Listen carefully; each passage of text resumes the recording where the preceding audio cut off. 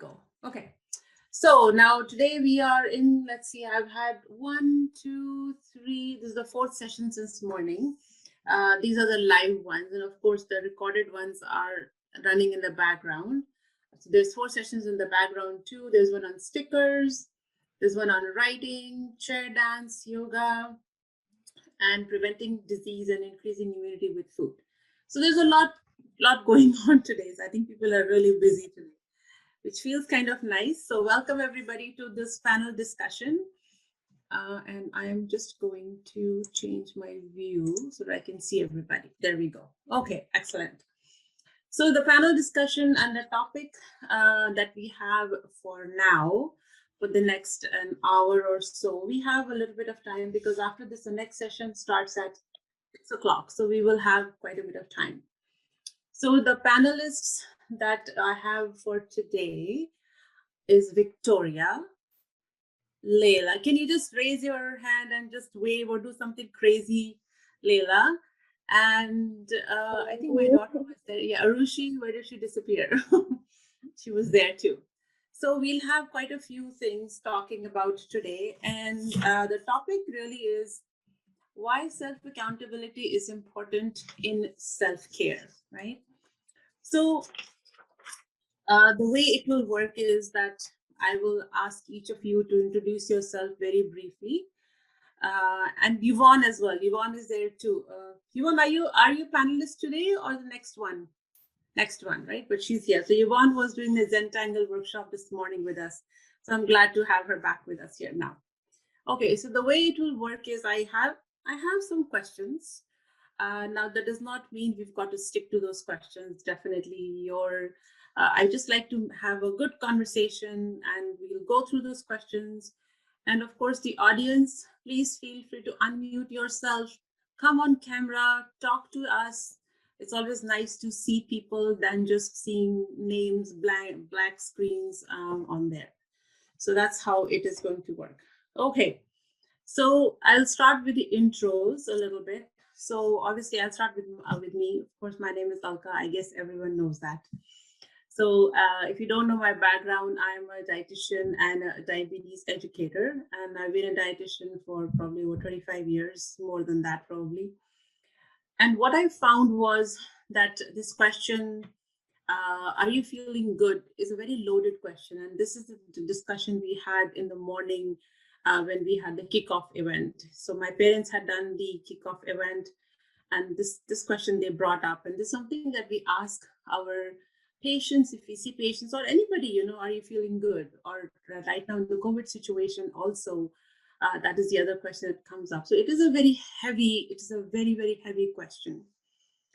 And there's a lot that goes on behind the scenes. So that is why this whole summit was really created.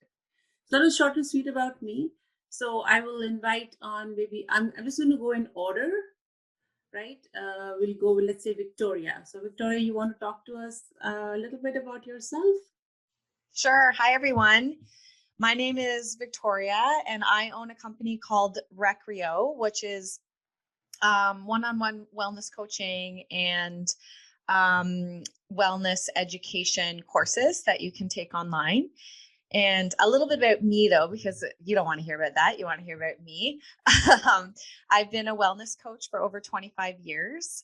I'm a level 1 brain fitness educator, as well as a personal trainer, life coach, and motivational speaker. I've been working in community wellness for over 30 years now, and I've won a few awards from the Ministry of Sports and Recreation and the Ministry of Health Promotion for my work in community health promotion. And I live in Toronto in the beaches with my awesome husband, Christian, and my cat, Olivia. And I really am obsessed with wellness. And I want to thank Elka for asking me in for this topic, because I might have some kind of other side of the coin viewpoints to say. So I'm really looking forward to getting this discussion going and being in community with all of you. All right. Thanks, Victoria. Okay. Can we have Leila? Hello, everybody. So I'm Layla, also known as on my Instagram, Layla the Teen Yogi. This is distracting. Okay, now you can see my face. So I'm a yoga instructor, fitness instructor, as well as a meditation teacher. I founded the innerglowup.ca, which is my website, and I have a couple offerings on there, especially for women, especially to create a community like this surrounding wellness and yoga, and really the mental, physical, and heart focused whole transformation is something that I'm super into. So I'm glad that Alka chose me to come on here. I'm going to be talking a little bit about yoga, mindset, how it can help you, not only the scientific, analytical, quantitative benefits, but also the benefits that we feel within our heart and how you can truly make a difference when you start investing in your own wellness and to take accountability for that. Mm-hmm. So I'm really excited to do that. And yeah, I think I'm pretty young, but I do have a lot to share. So I'm super excited, and I hope that this all resonates with you. Yeah, Layla will be, I think, the youngest one, the facilitator. I believe you're 17 Layla, is that right? Yes, I'm 17. Okay, so you will be the youngest one. Okay. So then can I have Arushi? Arushi is my daughter, just for the record. I pulled her into this. Hello, everybody. My name is Arushi. I'm an apparel and graphic designer. I recently just finished my undergrad at Ryerson University for fashion design. So I'm not as young as Layla, but I'm 22. So I am quite young, but I do also have a lot to share about clothes. I can't say I'm very well rounded in wellness, but I know clothes, and I know that clothes have the power to make us feel good. So that's what I'm going to be sharing with all of you today. And there are lots of problems in the fashion industry. So being accountable with your clothes is a really huge topic that we could talk about for hours. So I'm excited to share a little bit about that with you all. Yeah. Thank you, Rushi. And Roberta. Hello, everyone. I'm Roberta, and my past career was as a paramedic with the City of Toronto for 32 years. I'm retired now for coming up to 3 years. And I run a few women's groups. One of my groups is called A Mindful Midlife. And it's having to do with connections, community. Before COVID, we did a lot of social get-togethers, and it's trying to build community, support, personal development for women in midlife and beyond. So that's what I do now with my spare time now that I'm retired. I live in downtown Toronto with my 12-year-old son. I'm a single mom to my 12-year-old son, Jesse. So that's a little bit about me. And I'm happy to just in general talk about the subject of self-care because I think it's so important. So thanks, Alka. Thank you. Thanks, everyone. All right. So my first question for all the panelists is, what is your definition of feeling good? So when you say, are you feeling good? What is that that thing that comes to your mind? So I'm going to say any one of the panelists can start, and if any of the participants have anything, I'm just going to say maybe you want to put it in the chat box, and then I can take up the question, and then we'll see if we can have you on camera as well. So who would like to go first? Okay, go ahead, Victoria. I think it's such a loaded question. I missed what happened. I missed the opening ceremonies this morning, but I think we get into the habits. A lot of the work that I do is about the habits and patterns that we create in our brain that guide our actions, attitudes, and behaviors. And we get into the habit of, how are you feeling? I'm feeling fine, right? We automatically answer, oh, I'm feeling fine. And we don't actually ask ourselves how we're feeling. And I also think that there are no bad emotions. There's no good and bad emotions. There's only emotions, and we're allowed to feel. And that's kind of what this pandemic has brought up for a lot of people is I'm not feeling so great. And I'm acknowledging that, right? But we don't have the skills to kind of acknowledge that. So we need to learn the skills to acknowledge it instead of, I teach about, there's a difference between being positive to avoid and being productively positive to help you through hardships. And so the idea of feeling good for me is the difference between instant pleasure versus happiness. And happiness is a journey that I'm always on.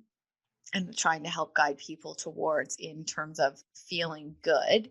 But I think you need to feel all the feelings so that you can validate and recognize when you do feel good. And it's important to have a whole human experience.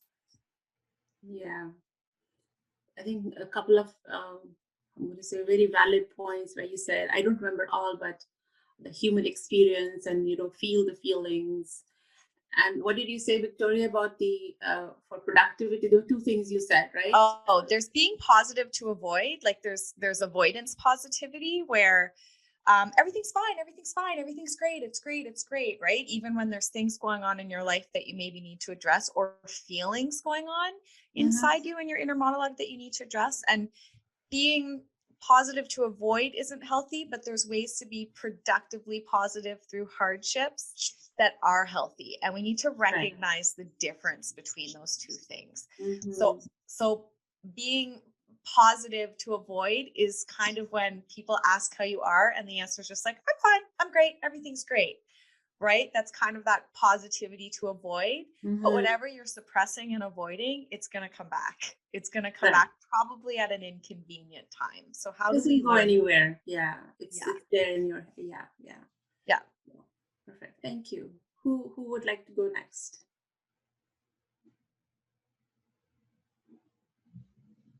Okay, Leila. I'll go.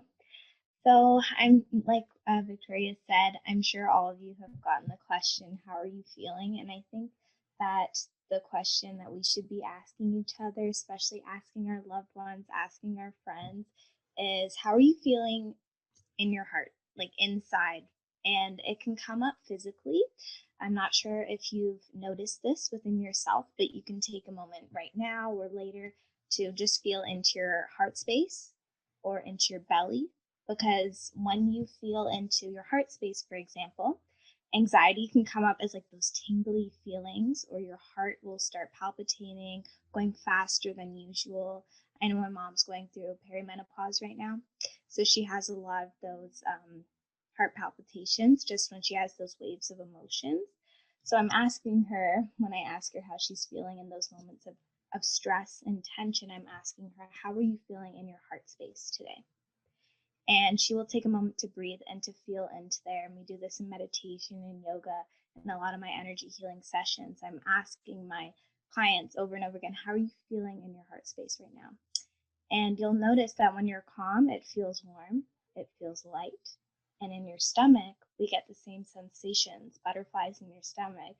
When you're nervous, that is actually not scientifically butterflies, but there's a scientific reason that that happens, because stress is very much associated with that area. So I think when we ask somebody how they're feeling, you really have to be present and not think about that response that you're going to get them, and just think about, well, how are they feeling? How do they look right now as I'm asking them this question? And most likely they're not feeling into their emotional body. They're just feeling into their physical body or how their mind is. So I'd like to share that with everyone. That's a little practice you can do to check into how you're really feeling. Yeah, so it's a lot of self-reflection that you are doing really here, right? Yeah, good point. Yes. Okay, who wants to go next? I can go ahead and just say that, like I said, I'm not too well rounded, but I do know that a lot of us felt a huge shift at the beginning of the pandemic when we were staying home and everything was online. We weren't dressing up anymore. We weren't getting dressed for work or for school in my case. And that can make a huge difference. It sounds shallow, we think like, oh, why are we always looking at what people look like? But it's the first impression we give off. And we don't often look at ourselves and think, like, how do I look today? And like what's different about how does my feeling, how does it come out in my clothes, or like how I'm getting dressed today, or how I did my hair or whatever. And I think we can use clothes not as something superficial, but a way to express ourselves. And when we look good on the outside, we feel that on the inside too. So I know that at the beginning of the pandemic, I was dressing in sweatpants and where I still do that. But if I have a class or something, or like today I put on a dress shirt, I put on my earrings, whatever, and I feel like I'm presenting, a good energy, And like I'm sure we all do that. I know that Alka, you, my mother, she gets dressed for work, so she's dressed today, and it makes her feel good. So we can use that as a tool, really. That's what I think is like a part of feeling good. Yeah, that is true because some days, like I dressed up this morning. I woke up early morning because I had to be ready for here. And if I have to do a group session, you get dressed. But definitely with what she's saying, your clothes do make you feel good, or if you're uncomfortable, right, when you are meeting people or even talking online, it does definitely make a big difference on how you're feeling, and what you feel on the outside, you feel literally on the inside too. So yeah. Okay. How So about you, Roberta? I guess it's me. Yeah. So so I agree with all everything that the other panelists said. Very good points, and I agree with all of them. And when you talk about feeling good and what does that mean, to me it's sort of your outlook on life. Like I look at it as a broad statement. Is your outlook on life. How do you feel about yourself, and how do you feel about your life? And there's a lot of aspects of that. It's mental, physical, your relationships, your connections. So there's a lot of different moving parts into contributing to if someone feels good or not. And so I would say there's a lot of it's a very broad topic, but feeling good I think has to do with your outlook on life and how do you feel about yourself. I think it starts with yourself. If you feel good about yourself, if you like yourself, if you love yourself, that's a good place to start. And how you look Yeah. at life. Right. Yeah, that is true. So starting with yourself, almost for anything really that you do, it hasn't, because what you think of yourself, your own self-esteem, your own self-worth, like these are terms that we often use, self-image, and I like to use the term self-to-self relationship a lot with my when I am talking, like what is the relationship you share with your own self. So that is, I think, the jumping point, or that is a starting point which really goes into like feeling good about your life, about things that are going on really around you. Yeah. So a question has come up. So Yuan is asking, do you think we positive avoid for, it's not clear, Yuan, your question, can you clear it? Do you think we positive avoid for the benefit of others? Oh, okay. So yeah, the question was to Victoria when she brought up the positive avoidance. I think we, at least I do that when the person that has asked me the question or the person I'm answering that to, if I know they have a lot going on, or if it's just I just kind of say, oh, I'm good, or everything's fine, or whatever, because I feel like they're not necessarily the person that I can unload on.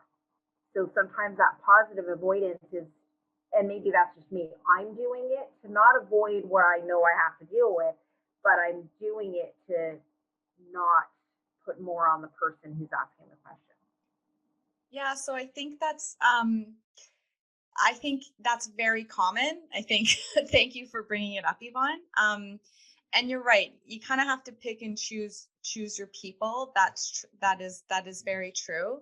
However, what Roberta mentioned and Alka as well, in terms of relationships and connecting, there's a real power in being vulnerable and being honest, and you can actually find that your relationships um, can become stronger when you're honest. And it can be just as simple as, you know, I'm not feeling that great today. I'm just feeling life.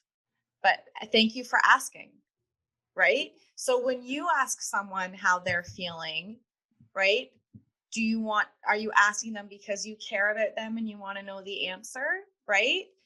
I mean, you're not going to do it to the cashier at the grocery store, right? Because they're just in this preconditioned, like, how's it going? Good, great, optimum points, right?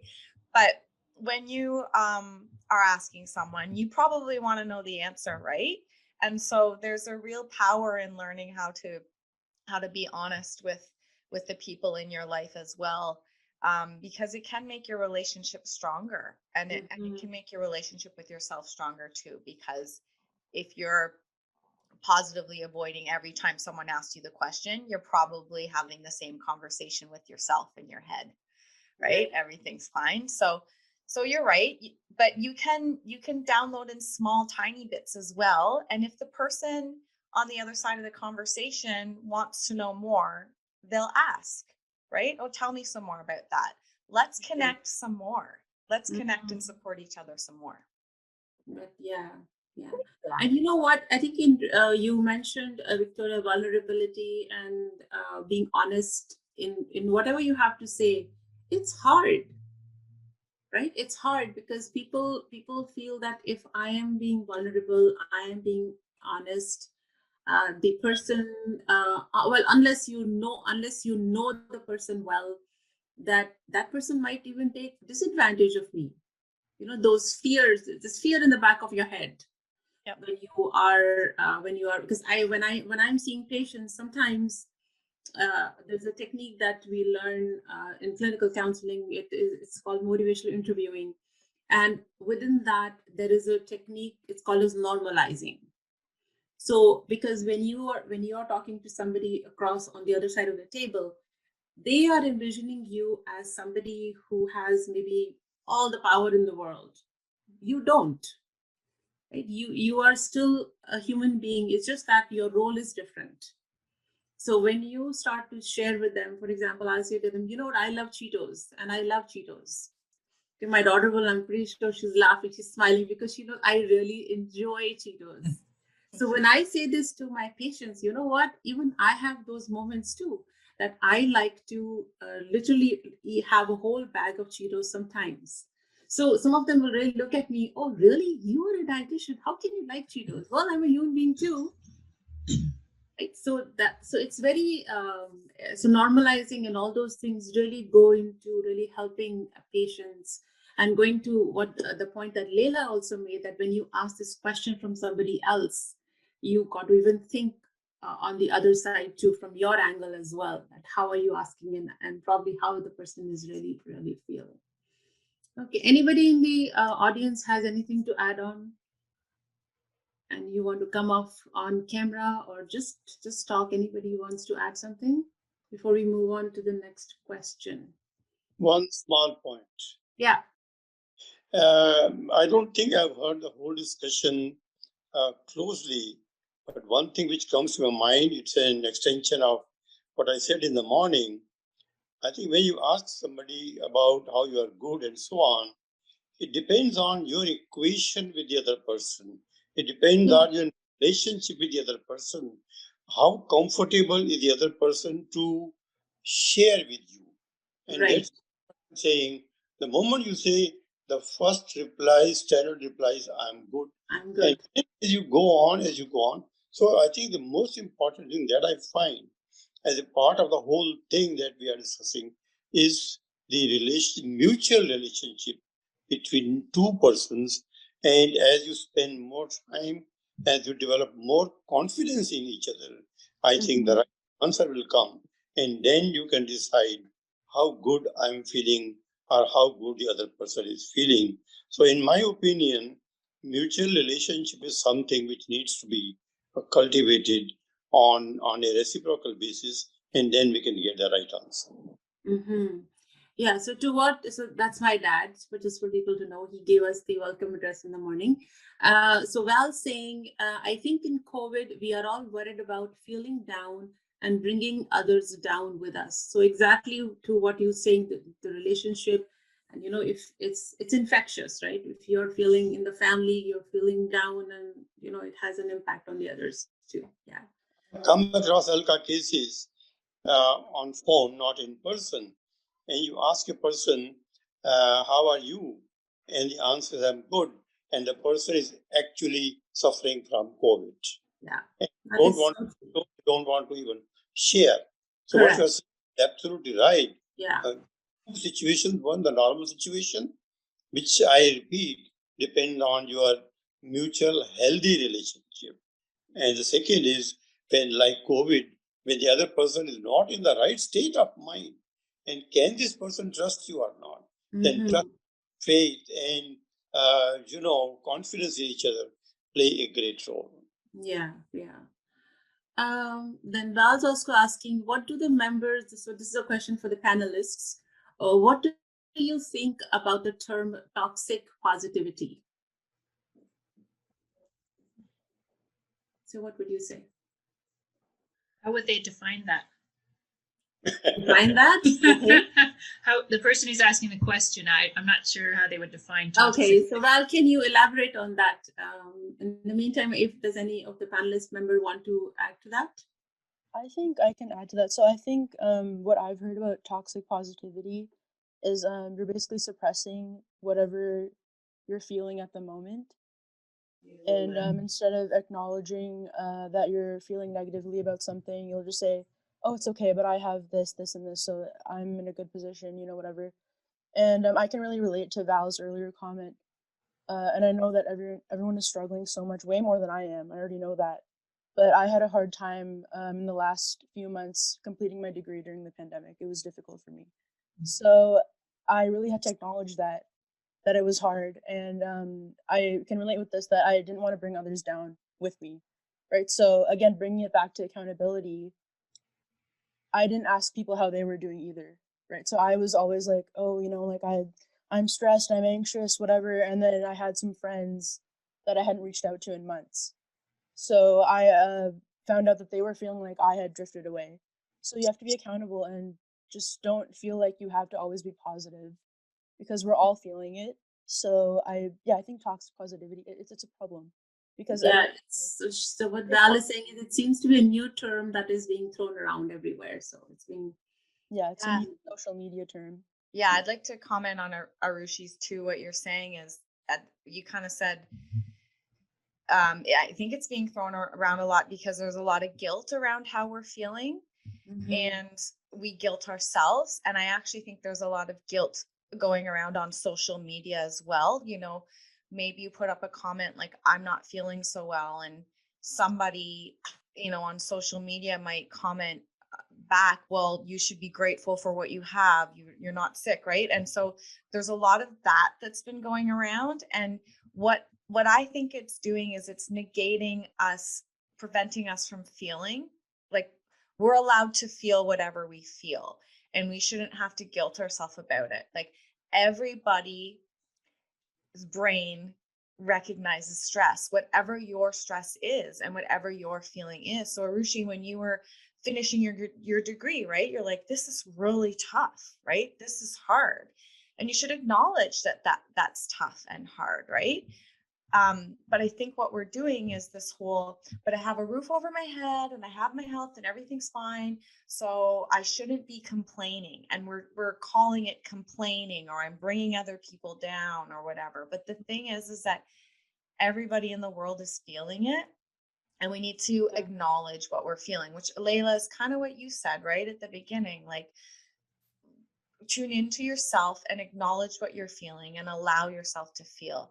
And I think that's where the term toxic positivity is kind of been invented or throwing around, is this, we're avoiding and we're not allowing ourselves to feel. And you're allowed to feel how you feel.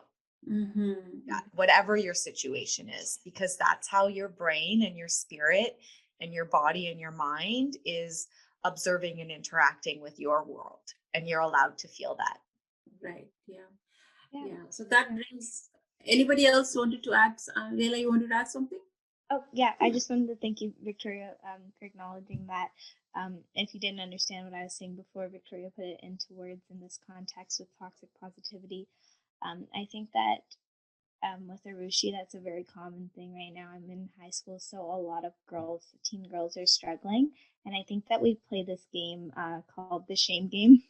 And it's like, oh, you think you're having a hard time? Well, my boyfriend just did this. Or, I'm going through this, or I'm sick, or I have this ailment. And you try to upstage each other every time.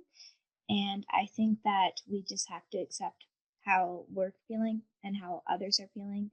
And I had a very similar experience to Arushi, that a few of my friends were struggling mentally, and they were turning to things like we all do, habits, bad, unhealthy things that are not conducive to our wellness. And I think that when you have something to share, a personal story to share with somebody about you're feeling and how to courageously be vulnerable with them if you can do that and say, okay, and especially for men too, I'm feeling this way as well. I'm feeling sad, but we can all be there for each other. And now these friends are coming to me and they're asking me for wellness tips. They're asking me, how can I feel better naturally rather than turning to the things I was before? And when we take away that shame, we can allow for open conversation. Yeah, that's a really good point. So that really naturally brings us to my next question is then with all this, why are you accountable for your own self? The big why. Who would want to go first?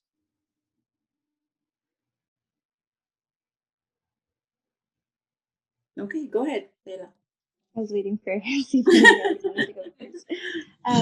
Yeah, so accountability, I think that's one of the most important things in wellness. It's like when you start a new fitness regimen or something, at first you're like, oh, I don't want to do this.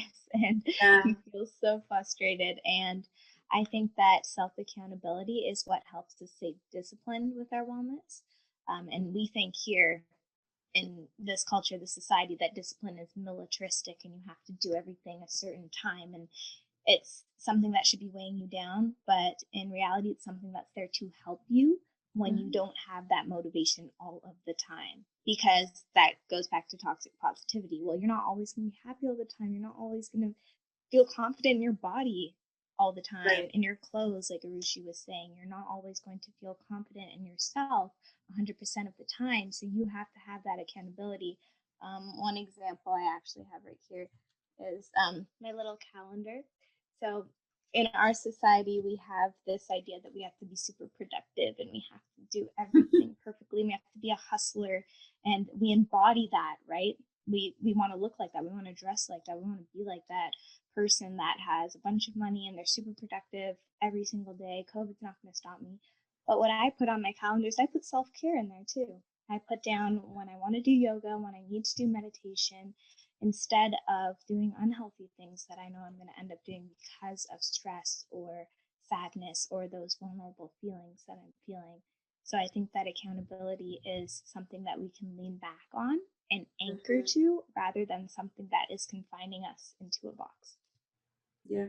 So would you say, Leila, that when we talk of accountability to ourselves, it is also to do with two things. Number one is acceptance, right? Like accepting that you are responsible rather than playing the blame game.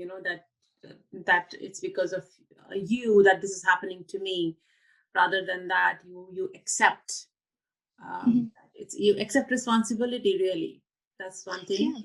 Yeah. Yeah. And second thing is really taking charge. Like for example, the example you gave that on your book, you have self-care written over there, right?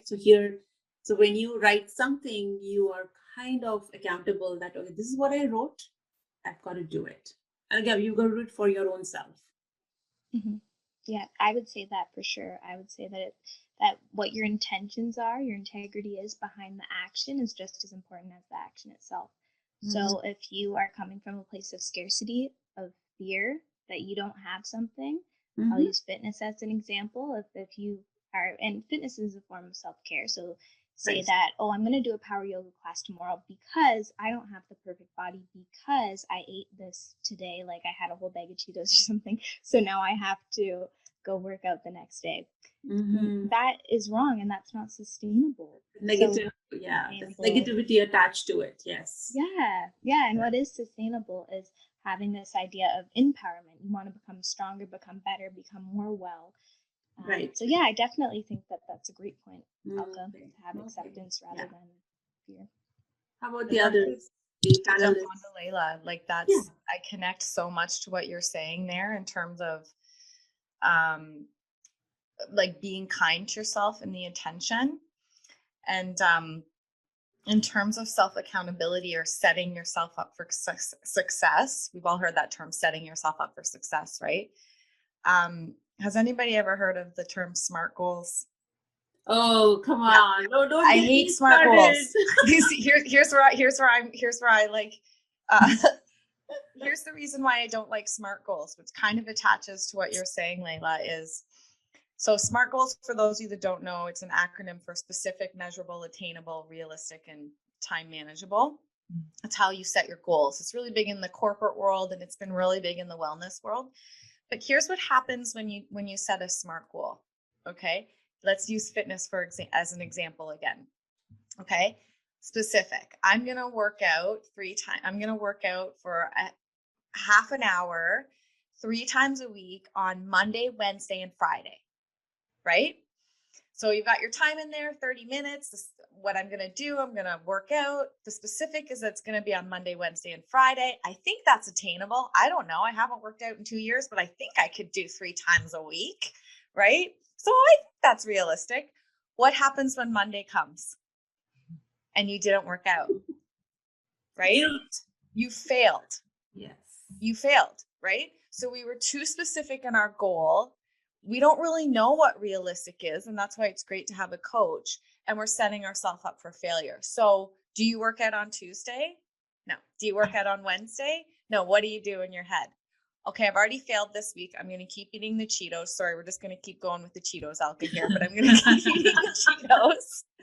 I'm going to keep eating the Cheetos. I'm not going to work out this week. I'm going to start next Monday. Well, we've missed 7 days, right?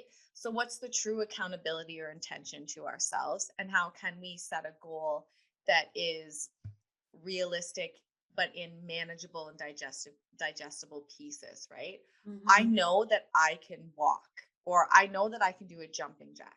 So this week I'm going to try to do 50 jumping jacks in 7 days. So Monday comes, I didn't do any jumping jacks. That's okay. I still have 6 more days to try and reach my goal of 50 jumping jacks. And I know that jumping jacks are great because they're going to get my heart moving. They're going to move my body.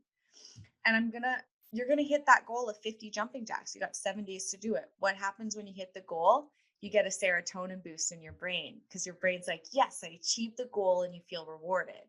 You set yourself up for success and for serotonin, and you're going to be motivated to keep going. So set the goals that are going to make you achieve and be accountable to those. But the first step is setting the goal in a way that works for you. That's what I think accountability. So it kind of connects on to what you were saying, Layla. Yeah. Any other input from our panelists? Yeah, I would echo, of course, what the ladies have already said. When I wrote my notes on sort of what self-care accountability means to me, I said it means that you're valuing yourself. I wrote self-acceptance. So when you guys said that, yeah, that's exactly what I was thinking is having accountability in self-care just means you are thinking about yourself. And I think that's so important. And so many people, but I think women in particular, put everyone ahead of themselves and everything ahead of their own well-being a lot of times. And so when you start to work on self-care, the accountability piece is just really, it's about you. It's about you taking care of yourself, valuing yourself, accepting yourself, and saying, when I do these things, when I practice self-care in my life, even if it's like Alka, you and I talked about it the other day, just small little things you can do, like starting a simple daily practice, even 10 minutes, a little bit of mindful meditation or whatever. Like the ladies are saying, you don't need to make these huge, big, lofty goals that you're going to, look back and go, why didn't I do that? But just the fact that you'll take a little bit of time out in your day for yourself, right, whatever that may be, a little bit of time. It's that accountability of saying, I'm going to do this for myself, starts to make you feel good. Starts to make you feel good when you actually put yourself first for even a few minutes a day. Right. Yeah. I just want to read a few comments that have come in. So here, Eleanor says, definitely when I feel bad, and then think about people who have it worse. Neither of us feels better. It's just such a good point. Yeah. I feel worse because I have no right to feel bad. And I need to learn that just because others may feel worse does not mean I don't feel bad too. So very valid points over here. And then Eleanor says, oh yes, I thought I was the only one who didn't like those. So I'm assuming that was to do with the SMART goals. I think none of us like SMART goals. They are just awful. Okay. Then Angie says the problem with 50 in a week, that that come the end of the week. Angie, can you clear that? What does that mean? The problem with 50 in a week? The problem with doing 50 in a week, that by the time they get to Sunday and they haven't done it, because most people are procrastinators. And as an accountant, I know that how many of my people handed me their income tax right in the last week. Then they say, I failed to do my 50. So to me, it's no different. If you say I'm going to do it Monday, Wednesday, and Friday, to me, it's no different than saying I'm going to do 50 during the week, because they don't do the 50 during the week. At least if they say specific days, I see no difference in it. And I was at one of your classes, Victoria, and I really did see no difference, because I see the same problem, because I send my clients starting in January. Income tax is due at the end of April. Do you know how many times I have to send it out to them? Yeah. So I can address that. So again, you have to choose what works for you, right? So if you are a person that's really good at organizing and loves agenda, maybe that Monday, Wednesday, Friday does work for you, right? But it's the realistic part that is the most important. So when I have people starting out doing the goal setting that's not as smart, like the way that I said, try and think of a number that you could achieve in one day, so that you're going to do it, right? So if it's 5 jumping jacks, I have a week to do 5 jumping jacks, right? On Sunday, you could do 5 jumping jacks, like on that last minute of procrastination when you're like, okay, I'm there. And then you start to build, because everything we do in life is a habit, right? Practicing overwhelm is a habit. Practicing procrastination is a habit, right? And habits can be broken and reprogrammed, but we have to reprogram them. We have to continually set ourselves up to achieve, because what happens in the brain when we achieve, we get a serotonin hit. It feels good, right?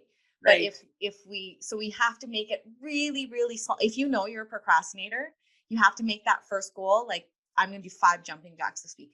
Then your brain gets the serotonin, and then next week I'm going to do 6, right? You have to work with what works for you, right?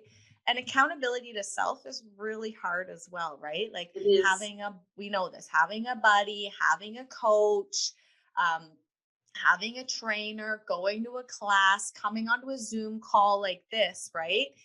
It's really helpful. I mean, I'm a personal trainer and a life coach, and I need a workout buddy, and I have a trainer, because even trainers need trainers, because I totally I don't want to work out today, right? I get it. Yeah. Right? So yeah. Work with what you have, and know that you can break habits, right? And habits aren't just what we eat. Habits are our actions, attitudes, and behaviors, and we can break them. I went for my first run in March, and I hadn't run for over a year, and it was 7 minutes. And I came back inside to my husband, Christian. I was like, honey, I did a 7-minute run. He's like, 7 minutes is more than 0 minutes. Yeah, sure. Right? Yeah. Okay, excellent. So Chris is saying, what can you suggest when you talk to relatives who are negative no matter what on a regular basis?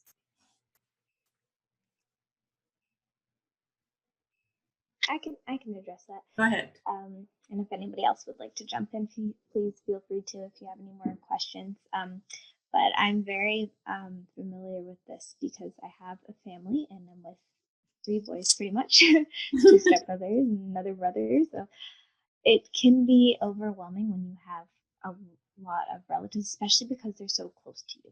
And what happens with people that we're really close to is that we can become very empathetic towards them.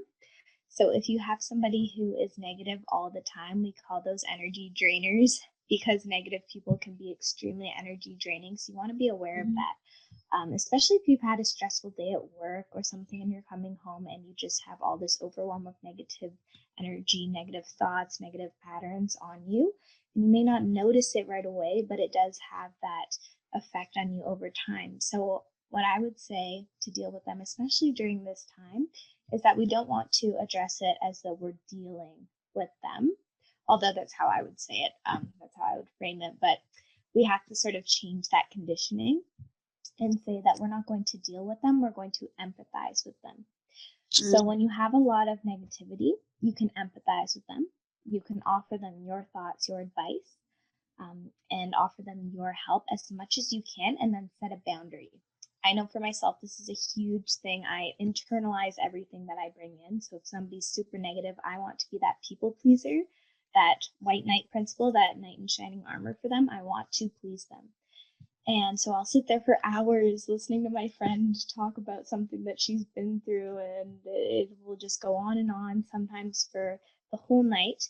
And then the next day I'll just feel drained and completely, like physically too. And I'll just feel drained. I'll be like, I was up till 2 a.m. listening to somebody talk to me about their problems, and I'm not getting paid for it. So it's something that you need to set boundaries around, and do not feel guilty for setting boundaries around it. If you have to say, I'm going to go to home at a certain time, or no, I don't want another drink with you. Of course, we can't do that with COVID, but you have to set those boundaries for yourself, or say, sorry, today I can't do that. When you know you've already had a stressful day, make that time for self-care, because boundaries are really, really self-care, Chris. So I hope that helps. Yeah. Yeah. Such a great point with boundaries and self-care, because it really does feed into that big time. Yeah, like knowing where to stop and really learning to say no. Okay. Sorry, can't do it today. Yeah. I'd like to add something to that question. There's a book that I love. It's sort of my Bible. It sits beside my bed. It's called The Four Agreements. I don't know if anyone's read it. It's a very short, easy read. So I would suggest reading it. And there's 4 agreements in the book. And one of them is don't take anything personally. And when I learned that, that piece of wisdom, it really helped me a lot.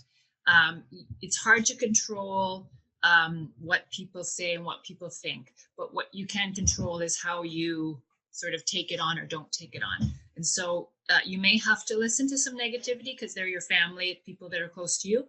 But if you remember not to take what they say personally, it's really more about them than it is about you. I find that helps me a lot. Sometimes, I agree with Layla and Alka about boundaries, super important.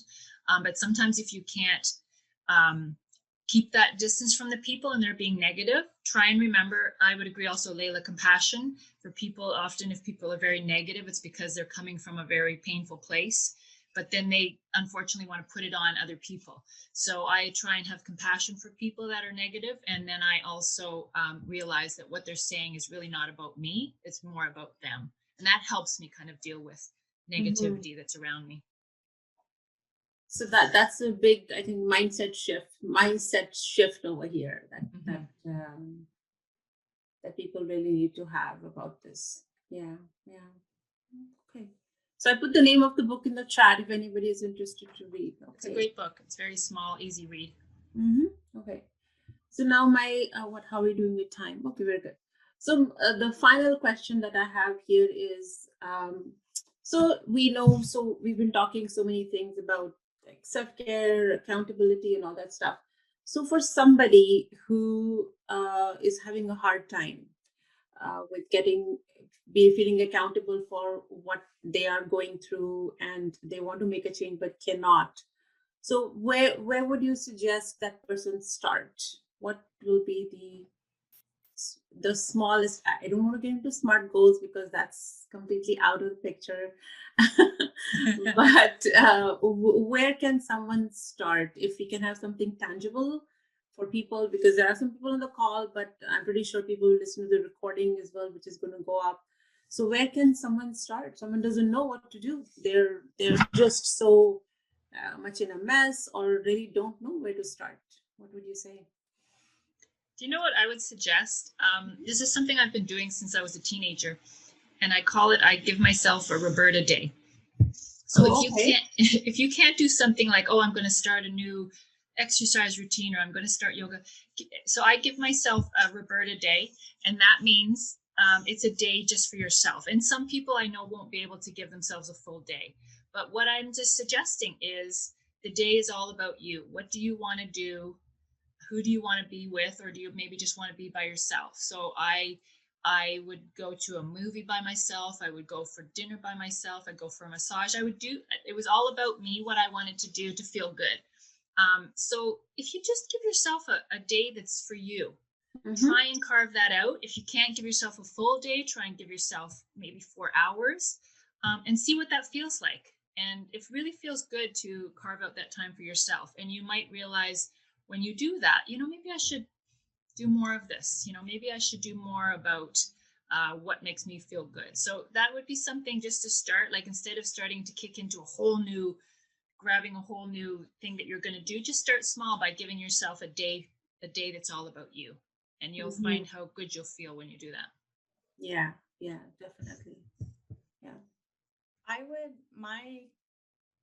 love that, Roberta. I Thanks. actually been doing that since like high school too. I Yeah. call it my mental health day, right? Like when I call Yeah. in sick for work, they don't need to know what type of sickness it is, right? When I also used to work for the city, and I was a caseworker and experienced my own burnout, so I totally get it.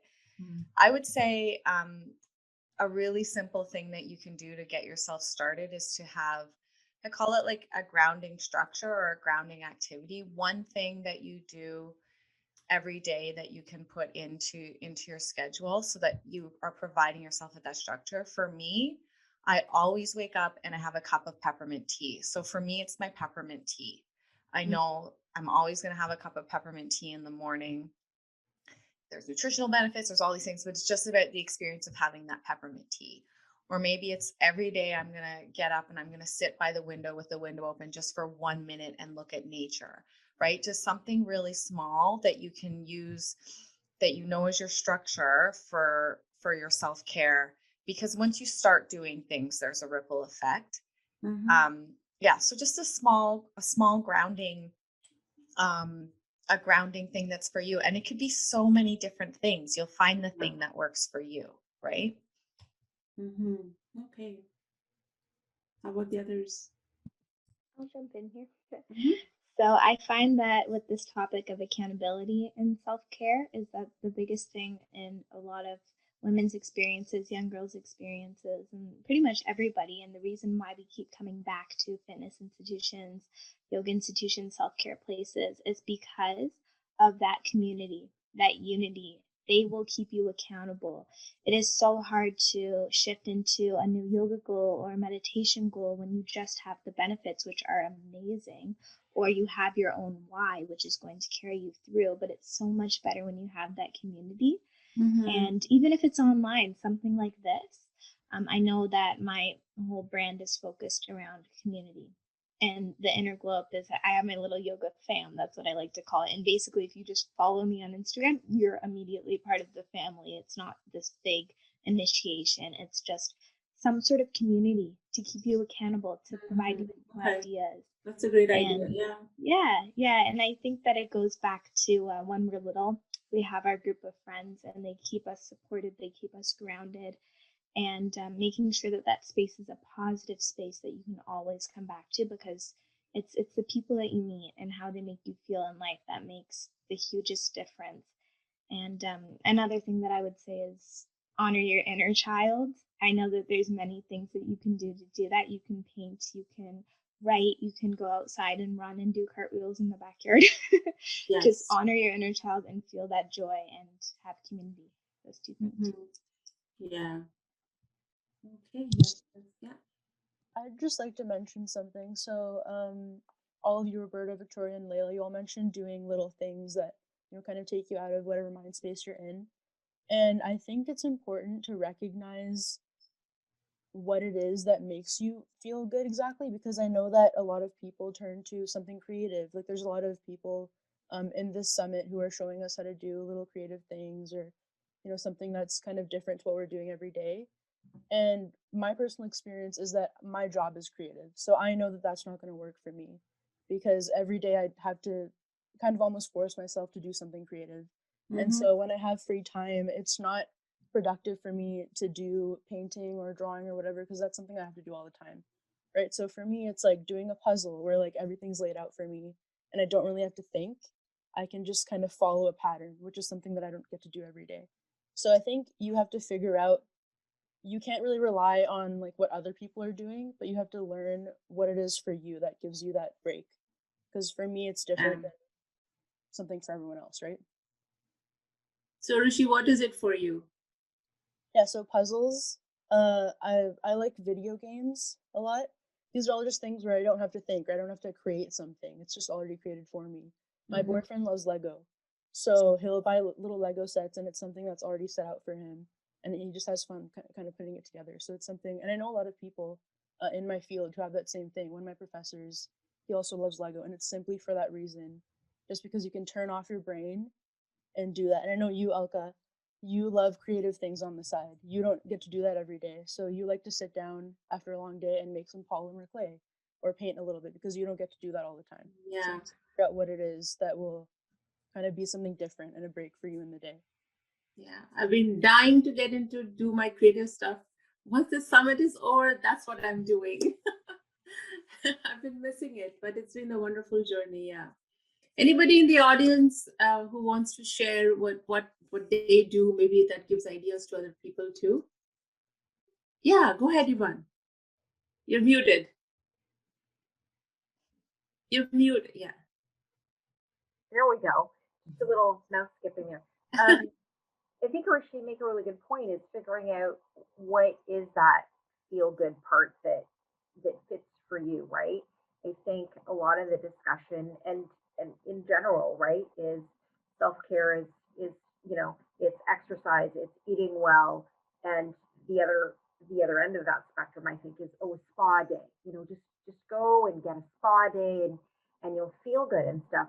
But sometimes it is just that new puzzle or Lego set or a book that Amazon just dropped off at your door and you're just like, waiting for that moment in your day where you can sit down and do it. And I think sometimes it took through personal experience after recovery after a car accident. It took me a long time to realize that building a lot of these little good moments, these self care moments into my day can be very easy and simple, like coming up to my room, closing the door, sitting in my comfy chair, and reading, 3 pages or a chapter of the book. Little things like that. So I think sometimes the self care thing even becomes its own big scary label, and people think it has to be this massive commitment. That the flip side of that is it can be these tiny little things. You just have to figure out, what those little things are that can give you that sort of, it's like, making your cup of tea or coffee mid afternoon. If you figure out what your little feel good thing is, then you can just insert a little jolt of that into your day. Yeah, yeah, that's true. So true. Yeah, yeah. Anybody else? I'm one of those weird list makers. I list to get it out of my head. I write down everything that I think of that I need to do. Okay. And then when I cross it off the list, like you said, Victoria, you get your serotonin. I mean, it's there. Today I finished making a Superman cape for my grandkid's birthday, right? It's just, it's small. Maybe it's not self-care, but whatever. It's just, it gets something out of my mind and it's done. That was creative, but it could be as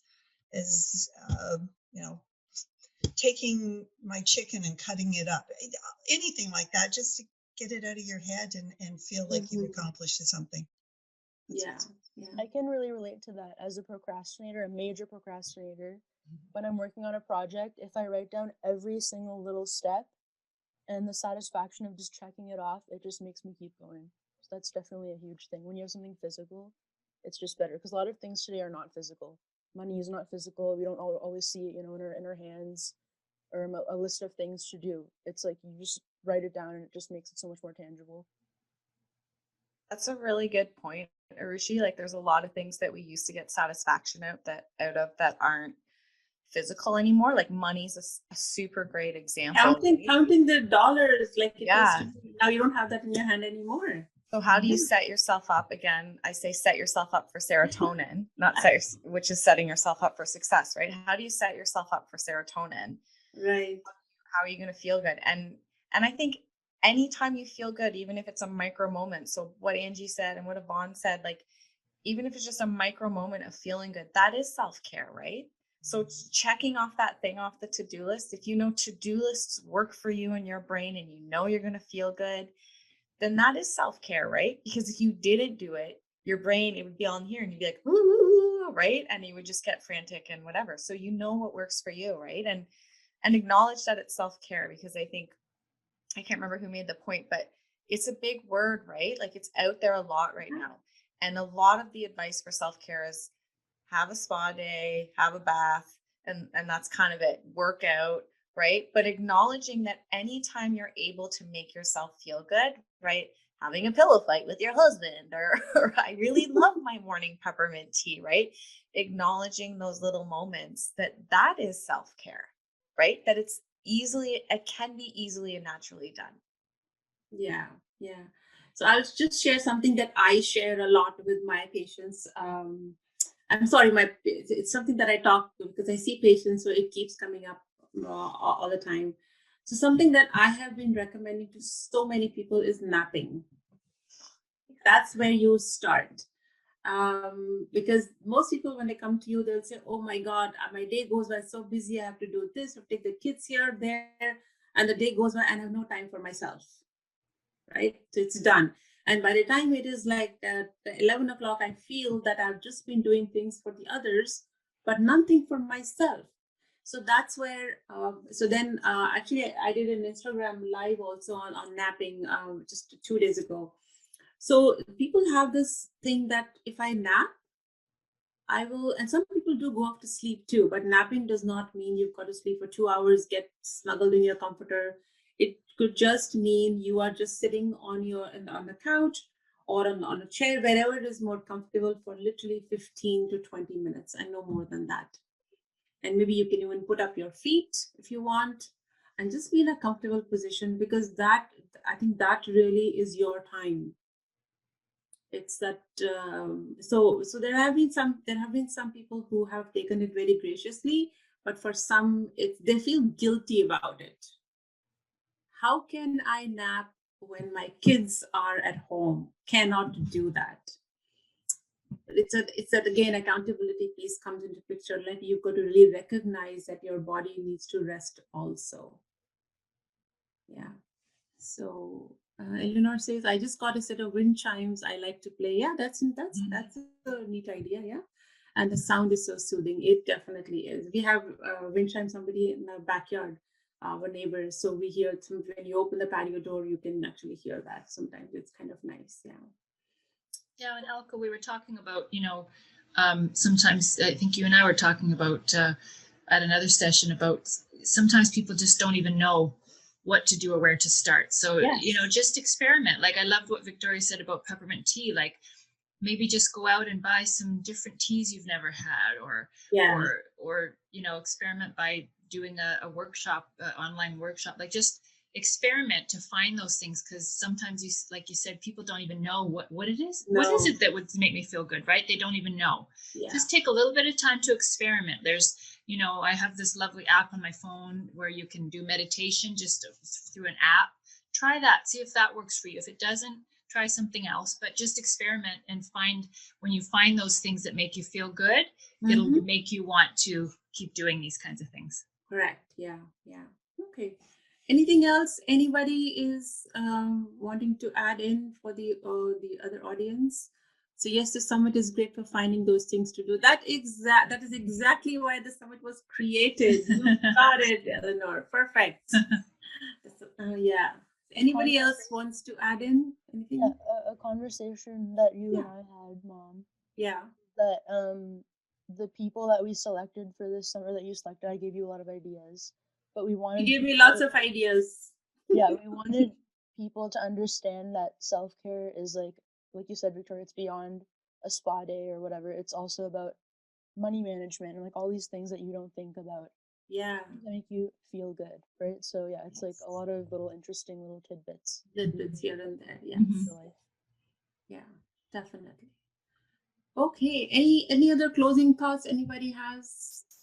Alka, I just wanted to recognize what you said about napping. I'm super appreciative that you said that and that you're spreading that message. Like, rest isn't a dirty word. And Yeah. I think you said it earlier too, this culture of hustling and being busy. And I just want to acknowledge and thank you for spreading that word.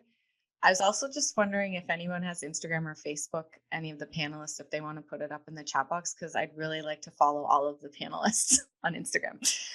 Yes. So, so Victoria, what's going to happen is you all the like all the facilitators, the presenters, you will get an email from me very soon, where probably we can have a community, like to what Leila mentioned, having a community.